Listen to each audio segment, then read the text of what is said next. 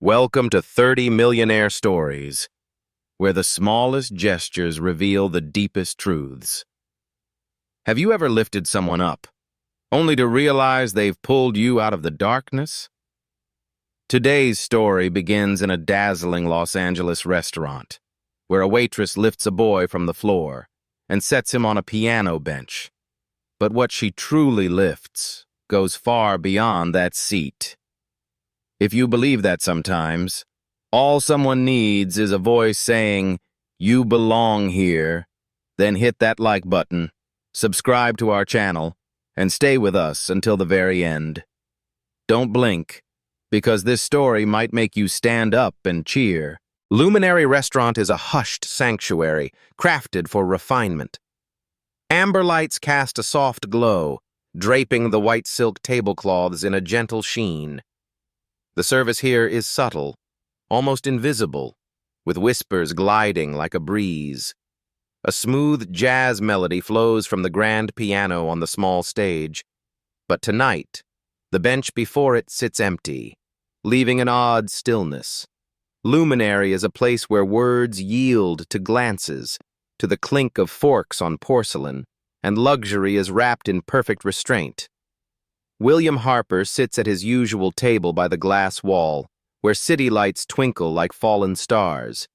His tailored suit fits impeccably, his tie knotted with the precision of a legal document. At 45, William has built Harper Holdings' real estate empire from modest apartments, climbing step by step to the pinnacle.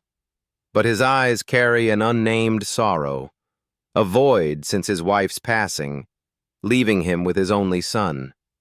At his feet, Ethan, an 8-year-old boy, sits cross-legged on the cold marble floor, slight and frail, with messy black hair, his round glasses shielding large, expressive eyes. Ethan is quiet as a shadow. His shoulders hunch, as if willing himself smaller, but his gaze locks onto the piano on the stage, unwavering, unblinking, as if the keys are telling a story only he understands. No one speaks. Servers glide past Ethan, bypassing him as if he's a misplaced object, out of place in this opulent space. Other diners don't turn, don't glance twice. William cuts his steak, the knife gliding smoothly, precisely, as if everything in his life is under control. He eats slowly, his eyes occasionally flickering to Ethan, but never lingering. The boy's silence, his difference, creates an invisible sound, loud in its own way, though no one in the room seems to notice. Sophie Tran, a 25-year-old waitress, approaches with a tray of water, thin lemon slices neatly arranged. Her hair is tied back tightly, her white shirt's sleeves rolled up, revealing slender arms, signs of long shifts and little rest. She moves quickly but gracefully, attuned to Luminary's brisk rhythm. When her eyes catch Ethan on the floor, before she even nears William's table, her steps falter, just for a second. It's a moment of hesitation, as if she's weighing something beyond her duties. She sets the tray on a nearby wooden stand, her movements soft to avoid any sound, then kneels beside the boy. Her knees touch the cold marble floor, but she pays it no mind. "Hey," she whispers, her voice just loud enough to cut through the faint jazz from the speakers. "Wanna try?" Ethan doesn't answer, doesn't look at her. His eyes stay fixed on the piano, on the orderly black and white keys, as if they hold a secret language he longs to understand, but can't yet speak. Sophie doesn't push, doesn't leave. She stays kneeling, her gaze studying Ethan, noting the absolute focus in his stare. The world around them seems to blur, the clink of forks on plates, the murmurs of diners, the amber glow of lights, all yielding to this moment, where a waitress and an 8-year-old boy meet in silence. William, seated above, seems unaware of Sophie's presence, his eyes still on his steak, but his hand with the knife slows slightly, as if he senses something unfolding. Luminary hums with its flawless rhythm, but at the corner table by the glass wall, a small, quiet story is beginning. Ethan, his gaze never leaving the piano, is not just a boy on the floor. He's a soul seeking to speak, though he hasn't found the language. Sophie, though merely a server to many, sees it. She doesn't stand, doesn't return to her tray. She stays, kneeling beside Ethan, like someone ready to wait, ready to listen, though the boy hasn't said a word. Ethan's silence speaks to Sophie louder than words. In his eyes, she sees a fierce longing, as if the piano holds the entire world he yearns to touch. But behind that stillness, she senses fear, fear of rejection, fear of not being enough to express what he carries inside. Sophie stands, her movement gentle but resolute. She slips one hand under Ethan's knees, the other around his back, lifting him.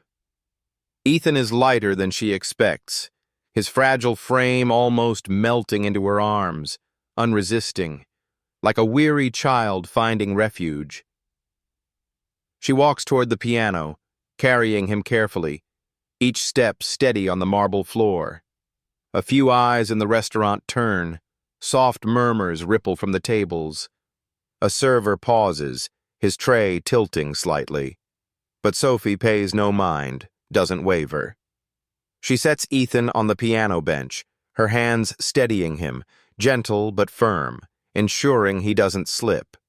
His small feet dangle, not touching the ground, but his trembling fingers hover near the black and white keys, as if they're calling to him.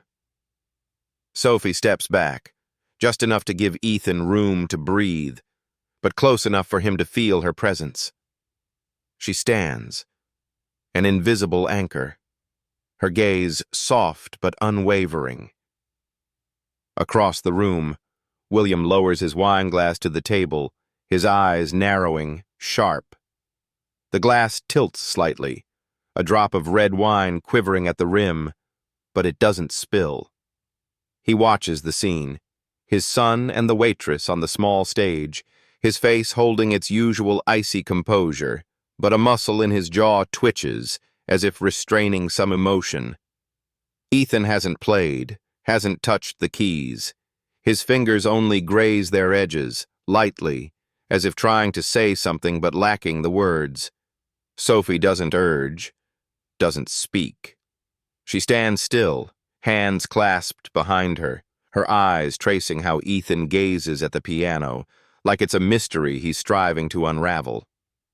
Luminary's hush persists, but it's a different hush, no longer the restraint of luxury, but a fragile, expectant pause, like the calm before something unfolds. William rises, his movements slow, his hand pressing hard against the silk-covered table. His napkin slips from his lap to the marble floor, unnoticed, even by him. His steps echo evenly, deliberately, as he approaches the stage. Each stride carries the calm of a man used to control, but his eyes are more complex, wary yet curious, as if unsure what he's witnessing. Sophie senses his presence, hears the click of his leather shoes, but doesn't turn. She lifts her head, her eyes meeting William's, calm and unapologetic. There's no defiance in her gaze, only certainty, as if she knows she's doing right. William stops, a few steps from the stage, his eyes shifting from Sophie to Ethan, then back to the waitress. But Ethan notices neither his father nor the watching eyes. His entire world now is the piano before him. His fingers move forward, pausing above middle C, hovering, as if standing at a threshold he hasn't dared to cross. The jazz melody from the speakers still glides softly, but it seems to fade, yielding to this moment. The diners, though still murmuring, slow down, their eyes stealing glances toward the stage.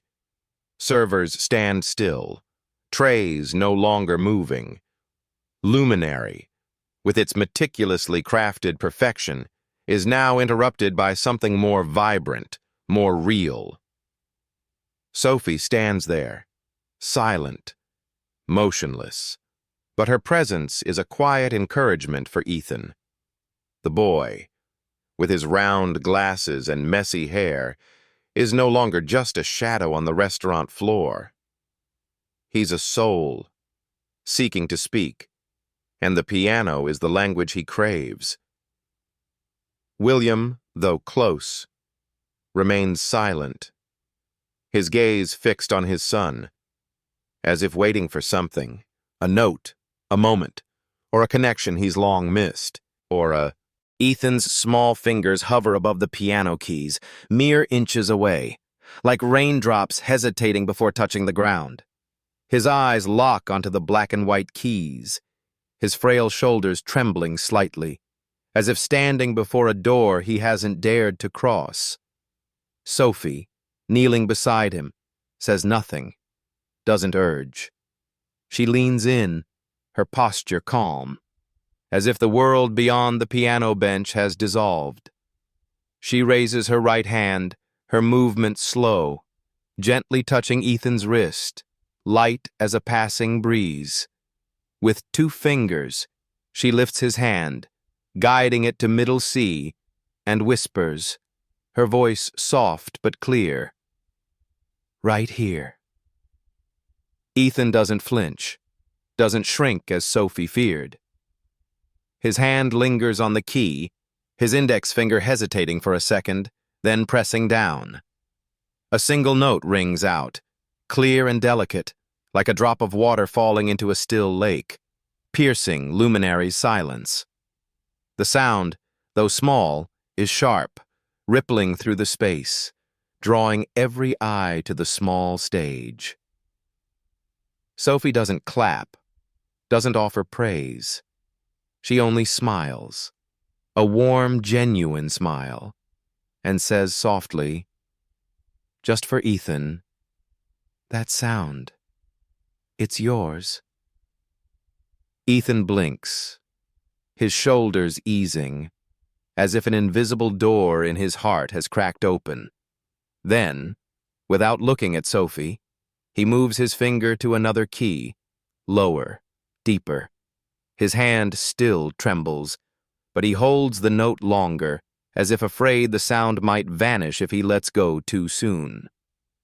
Sophie stays rooted, unmoving, letting the moment bloom like a fragile flower in the air. She senses the subtle yet profound shift in Ethan. The boy is no longer the silent shadow on the marble floor. Ethan tilts his head, resting lightly on her shoulder, a small but trusting gesture. Sophie doesn't stir, doesn't push him away, simply lets him lean, a safe anchor in this unfamiliar world.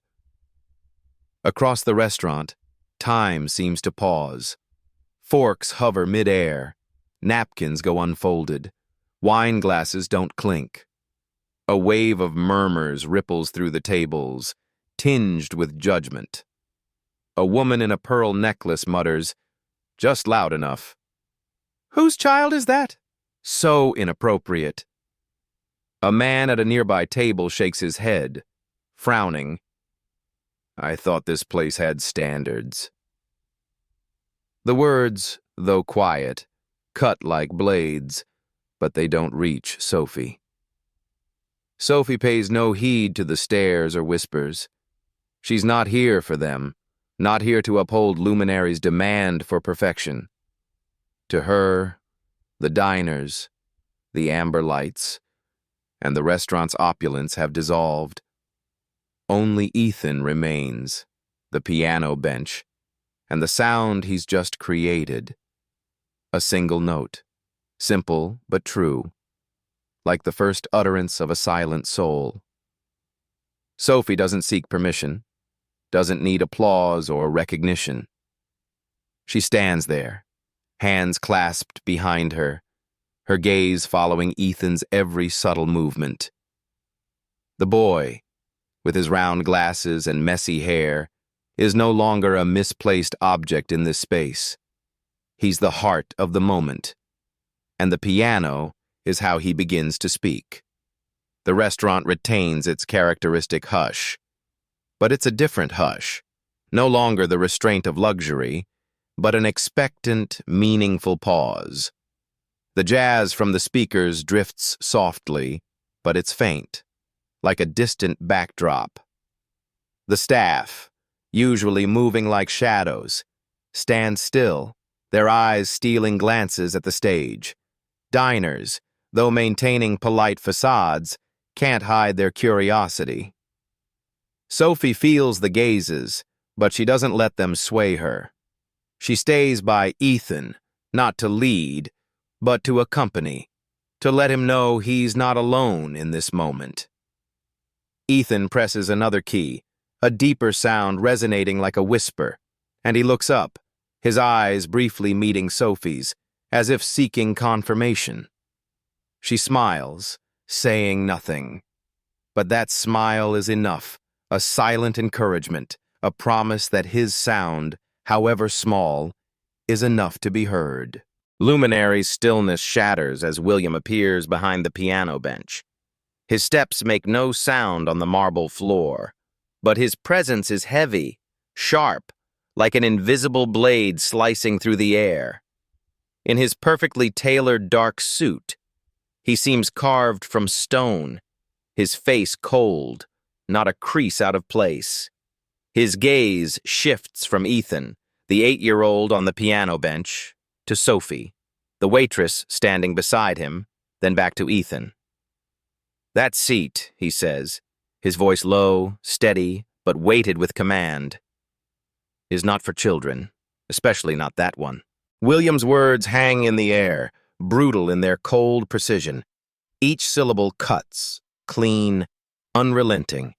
Ethan freezes, his small body stiffening. The light in his eyes, just kindled by touching the keys, snuffs out, like a candle doused by a gust. His hands pull back from the piano, fingers trembling, as if they no longer belong to him. He doesn't look at Sophie, doesn't look at his father. His gaze drops to the floor. Empty. Sophie stands still, unshaken, unyielding before William's imposing presence. She lifts her head, her eyes meeting his directly. Not defiant, not apologetic, but with a quiet resolve. Silence returns, heavier than ever, like a leaden orb suspended, awaiting the moment it breaks. Ethan slides off the piano bench, his small feet landing softly on the cold marble. His shoulders slump, as if all strength has drained away. He walks back to his father's table, steps slow, wordless, like a shadow returning to its place. His round glasses slip slightly on his face, but he doesn't adjust them. Sophie watches, a flicker of pain in her eyes, but she doesn't hold him back. She lets Ethan go, lets him cross the distance between the small stage and the silk-draped table where William sat. But before turning away, Sophie looks straight at William, her voice low but clear, each word chosen with care. "If you don't want anyone lifting him up, at least ask how many times he's tried climbing himself." There's no anger in Sophie's voice, no blame or hostility, only a truth, sharp as a needle, piercing through William's flawless suit, leaving an invisible bruise. Her words aren't loud, but they echo in the space, like a question needing no answer, only to be heard. William's eyes narrow, a small but telling reaction, as if touched on a vulnerability he won't admit. But he says nothing. His silence, this time, isn't a display of power or control, but an absence, a void he doesn't know how to fill. He stands there, motionless, his gaze shifting from Sophie to Ethan, then back to her, but no words come. Sophie turns away, lifting the tray of water with thin lemon slices from the nearby wooden stand.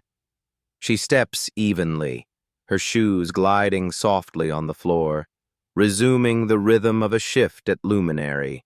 Outwardly, she's still a waitress, with a practiced smile and graceful stride. But inside, she knows what just happened was more than a moment in her job. She spoke what no one in the room dared to say, not for Ethan, but for the boy himself, for the times he tried, unseen by all. The restaurant slowly regains its rhythm. The clink of forks on porcelain resumes, soft murmurs continue, and the jazz from the speakers drifts lightly once more. But on the small stage, where the piano bench now sits empty, a story has left its mark. Ethan, though back at his father's table, is no longer the invisible boy on the floor.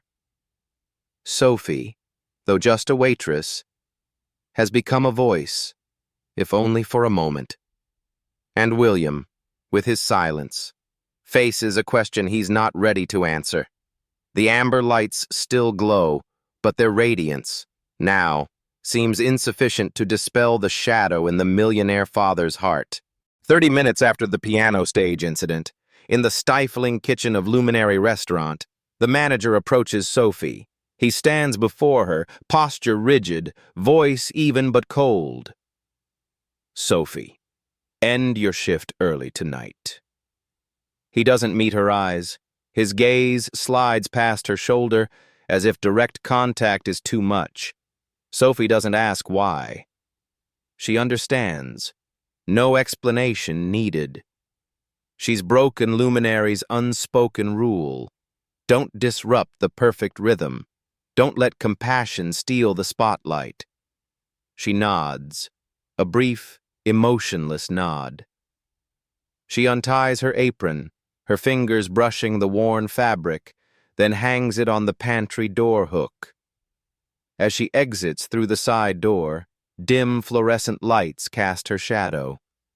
Her fingers unconsciously touch the fold of her shirt where Ethan rested his head moments before. That's all she carries, a small, warm memory, amid the restaurant's cold expanse. In the days that follow, the piano bench at Luminary remains empty, a silent reminder of the moment past. The restaurant resumes its routine, quiet, polished, forgettable. Amber lights still glow. White silk napkins remain perfectly folded, and the clink of forks on porcelain sounds steadily. William Harper returns to his usual table by the glass wall, overlooking the city's twinkling lights. He cuts his steak with mechanical precision, the knife gliding smoothly, as if everything in his life remains under control. But there's a subtle shift, unnoticed by others. His gaze no longer drifts past the glass with indifference. It lingers, longer, as if searching for something beyond the lights. At home, Ethan has changed. He no longer asks to listen to music, no longer touches the MIDI keyboard in the corner of the music room, where he once sat for hours. His small fingers, which once grazed the piano keys with curiosity, now clutch his sleeve, gripping so tightly his knuckles pale. The spark in his eyes, that flared when he played middle C at Luminary, has dulled like a flame snuffed out. William notices, if only fleetingly. He sees how Ethan withdraws, how he avoids eye contact, but he doesn't comment, doesn't ask. Routine is what he values, a sacred coin keeping everything in order. To break it, even slightly, is to open doors he'd rather keep shut. Doors to pain, to questions he's not ready to answer. One evening, William passes the music room in their sprawling home. The door stands ajar, revealing a dimly lit space, steeped in silence, not the soothing silence of music, but a raw, stifling silence, like the air before a storm. He pauses, his hand grazing the doorframe. Inside, sheet music lies scattered on the floor, some torn, some crumpled, as if abandoned in a fit of anger. William's gaze sweeps the room, then halts on a piece of notebook paper, taped crookedly to the wall. Ethan's handwriting, clumsy but clear, reads, "The piano only works when she's there." William stands still, his breath catching slightly. He reaches out, pulling the paper down, his fingers tightening, crumpling it in his palm. But he doesn't discard it. The paper remains, wrinkled in his hand, like an object bearing a weight far beyond its appearance. His hand trembles, a faint tremor, almost imperceptible, the first in years. He stands there, in the music room's darkness, his eyes fixed on the paper, as if it's a question he doesn't know how to answer. Luminary Restaurant continues its rhythm, with amber lights and soft jazz melodies. Diners come and go, none mentioning the moment a boy played his first note on the piano. Sophie doesn't return, her name fading from the memories of those who saw her. But in William and Ethan's home, a small crack has formed, not in the walls, but in the silence between father and son. The crumpled paper in William's hand is proof of a moment that changed something, though he's not ready to admit it. Ethan, with his dulled eyes, still clutches his sleeve, waiting for a sound he doesn't know how to find again. William Harper's office is silent. Only the blinking blue light of the security monitor on his desk cuts through. He sits alone, his dark suit still crisp despite the late hour. He rewinds the footage from Luminary Restaurant. Pausing at the moment, Sophie gently lifts Ethan, placing him on the piano bench. Her hands are tender, steady, as if she knows exactly what he needs. William hits replay, again, then again. The first note Ethan plays rings out, soft, clear, like a drop of water on a still lake. It loops through the computer's speakers, but it's more than sound. William closes his eyes, not in anger or frustration, but in a deep search, as if trying to reclaim a part of himself through that note. The office door creaks open, and James, William's longtime assistant, steps in. He pauses, his eyes glancing at the looping footage. "The last time the young master played a note," James says, his voice low, "was when the madam passed." The words hang in the air, gentle but heavy, a truth both know but rarely voice. William doesn't reply. He reaches out, shutting off the monitor, plunging the room into darkness, save for his faint breathing. But in his mind, that piano note echoes, not through speakers, but through his heart, a small, sharp sound, a reminder of what he's missed.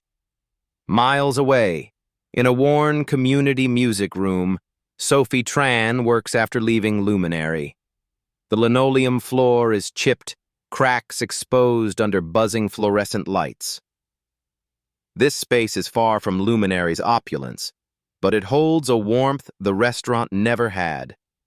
Sophie teaches piano to children, note by note, finger by finger, with the patience she showed kneeling beside Ethan.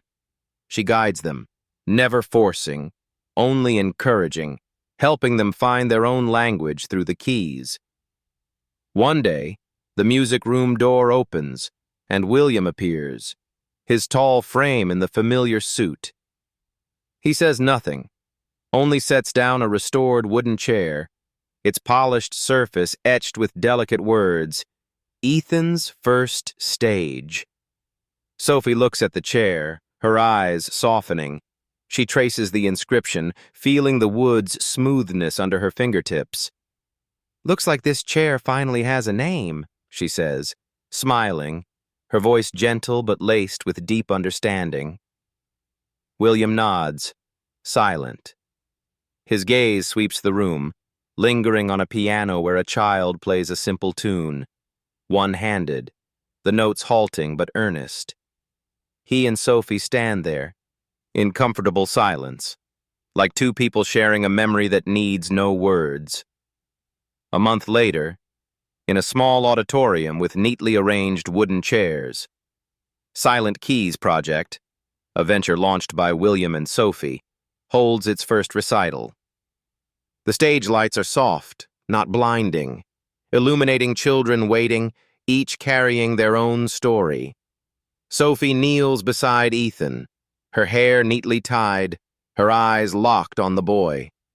She whispers something, too quiet for the audience to hear, then gently lifts him onto the piano chair, the one inscribed for him. Ethan sits, his small feet dangling, his round glasses reflecting the light. He takes a breath, his fingers touching the keys.